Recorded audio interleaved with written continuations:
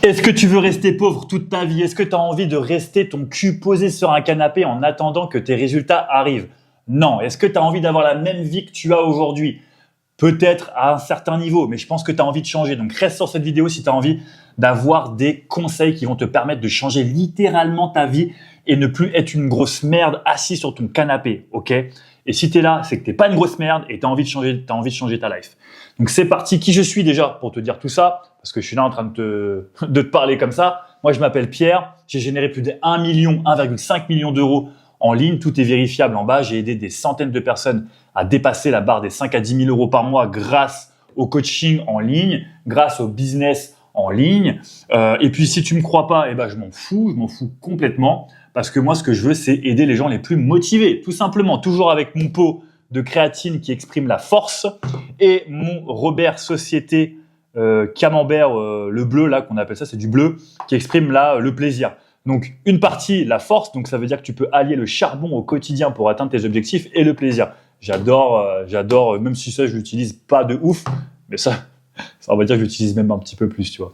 Alors, là, je vais te parler juste des habitudes. Ça veut dire les habitudes qu'il faut que tu aies au quotidien pour aller exploser les résultats que tu n'as jamais eus. Ok, c'est vraiment une partie un peu mindset, tout ça. Qu'est-ce qu'il faut que tu fasses? Habitude numéro 1 qu'on va voir, c'est établir un budget mensuel si tu veux atteindre la liberté financière. Parce que là, on va voir les 7 habitudes pour atteindre ta liberté financière. Numéro 1, établir un budget mensuel. D'accord? C'est ce qu'on va voir en étape 1. Étape 2, épargner au moins 10% de tes revenus. Numéro 3, on va voir qu'il va falloir que tu investisses dans ton éducation si tu veux avoir des résultats. Investir en toi, c'est le plus important. Numéro 4, réduire les dettes que tu as actuellement. Pas forcément des dettes à des dizaines de milliers d'euros, mais ça peut être des petits montants que tu as actuellement que tu pourrais réduire pour commencer à économiser et investir en toi. Numéro 5, se fixer des objectifs financiers. D'accord? Vraiment se donner quelque chose de clair, de net et qui te permet de te visualiser en fait sur ces objectifs financiers. Et numéro 6, tu vois, il y en a 6. Il y en avait un 7e, mais je l'ai effacé. Tu m'en voudras pas. Hein. Tu me diras pas dans les commentaires. Oui, mais il avait 17, mais là, il en met 6. On s'en bat les couilles. Numéro 7, réseauter et se connecter avec des personnes inspirantes. Ça veut dire aller voir des gens qui peuvent t'inspirer, qui ont déjà les résultats que tu aimerais avoir. Numéro 1, donc, c'est parti. Établir un budget mensuel. C'est simple. Aujourd'hui, regarde un petit peu où vont tes dépenses. Voiture, appartement ou maison, peu importe. Tu payes un loyer, tu payes pas mal de choses. Et essaye, c'est comme ça que j'ai fait quand j'ai commencé. J'ai réduit au maximum mes dépenses sur tous les budgets alloués que je viens de te dire.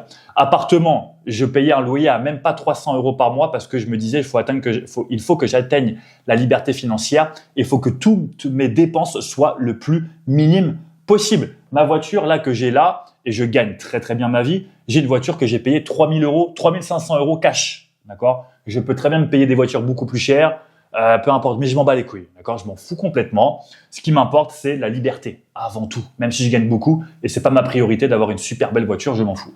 Toi, c'est pareil. À ton stade aujourd'hui, je suis sûr que tu gagnes probablement moins que moi, d'accord? En tout cas, il y a 99% de chances que tu gagnes moins que moi. Si tu gagnes plus, c'est très bien. Mais fais en sorte de réduire tes dépenses au maximum sur la voiture aussi, sur l'appartement, le loyer le moins cher possible. La voiture, essaye de la payer cash, même 500 ou 600 euros, un truc dégueulasse, une épave, mais ça avance et ça t'emmène d'un point A à un point B. Essaye vraiment d'être le plus minime sur ça, sur ta nourriture aussi. Voilà. Moi, chez moi, c'est marche ou crève. Ça veut dire, va chercher des résultats de malade ou alors fais rien, quoi, tu vois. Tu peux avoir des résultats sympas et tout, mais moi, je suis pas là pour ça. Je suis là pour que tu ailles chercher une nouvelle vie, pour que tu puisses changer ta vie et que tu arrêtes de dire, putain, merde, ma vie, elle est encore comme ça change pas. Non, ok? Donc, numéro 1, établir un budget mensuel sur tout ce que je viens de te dire.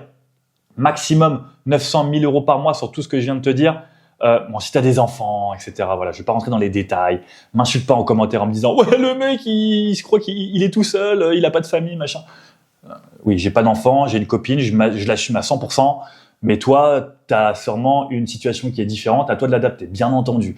Numéro 2, épargner au moins 10% de tes revenus. D'accord? Donc, charbonne. Si tu es salarié ou que tu as déjà une activité entrepreneuriale, fais en sorte de mettre au moins 10% de côté. Pourquoi? Parce que ça va arriver à l'habitude numéro 3 qui est investir dans ton éducation. Aujourd'hui, je veux pas que tu investisses. Et ça, je te le dis, moi, je suis là pour créer une armée de personnes qui ont envie de tout déchirer. Donc, numéro 3, investis dans ton éducation. Arrête d'aller investir. C'est même pas de l'investissement, c'est de dépenser en fait des dépenses dans tout ce qui est pas moi, sortie, resto, dans un premier temps.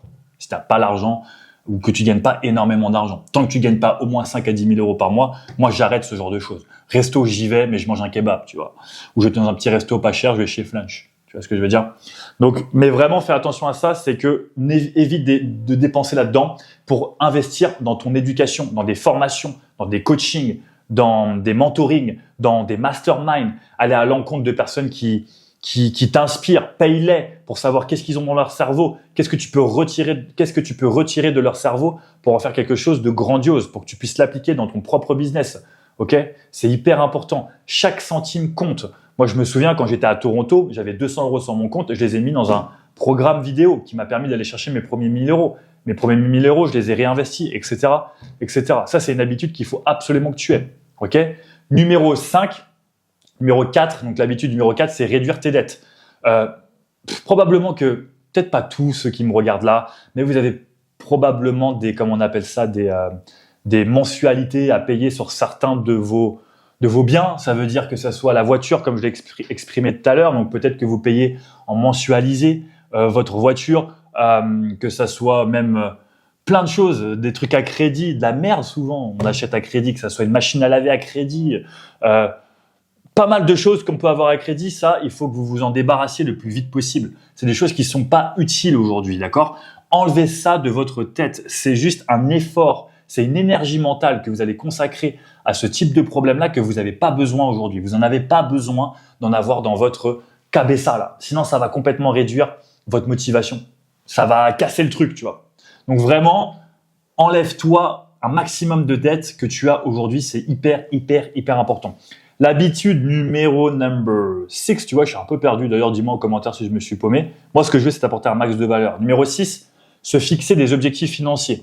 Il y a beaucoup de personnes que j'accompagne aujourd'hui avant de les accompagner et même quand je les accompagne encore qui me disent, je leur pose déjà la question, combien tu aimerais générer par mois? C'est quoi le revenu qui te ferait kiffer? Ah, j'ai pas de limite, moi, je sais pas, franchement, je sais pas, hein, plus j'ai et plus je suis content. Ouais, d'accord, mais ça, c'est pas un objectif. Faut que ça soit concret. Plus c'est concret et plus derrière, on va pouvoir mettre en place des actions qui sont en rapport avec ces objectifs. Si tu veux gagner 5 000 euros par mois, ça va pas être le même engouement, ni le même investissement personnel, ni la même énergie, ni même les mêmes dépenses que tu vas avoir. Donc, fixe-toi des objectifs qui sont le plus concrets possible. Ok, dans 3 mois, j'aimerais générer mes premiers 3 000 euros par mois. Dans 6 mois, j'aimerais générer mes premiers 10 000 euros par mois. Puis ensuite, 20 000, peu importe. Mais vraiment, c'est personnel. Mais mets-toi en tête combien il faut que tu gagnes pour que tu puisses être pas le plus heureux, parce que c'est pas l'argent qui rend heureux, ça y contribue. Mais bon, ceux qui en gagnent beaucoup, et j'en ai gagné beaucoup et j'en gagne encore beaucoup,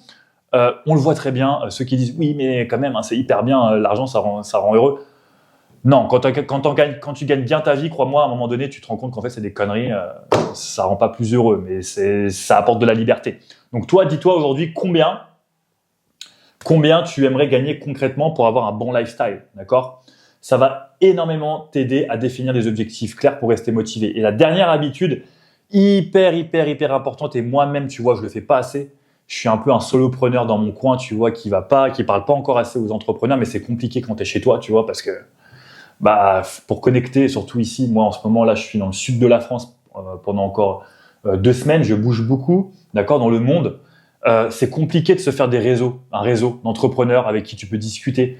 Parce que, on va pas se mentir, c'est rare que les gens ont la même mentalité que moi, si ce n'est que les entrepreneurs qui veulent des gros résultats, les personnes qui veulent aller chercher des choses que peu de personnes ont pu obtenir aujourd'hui.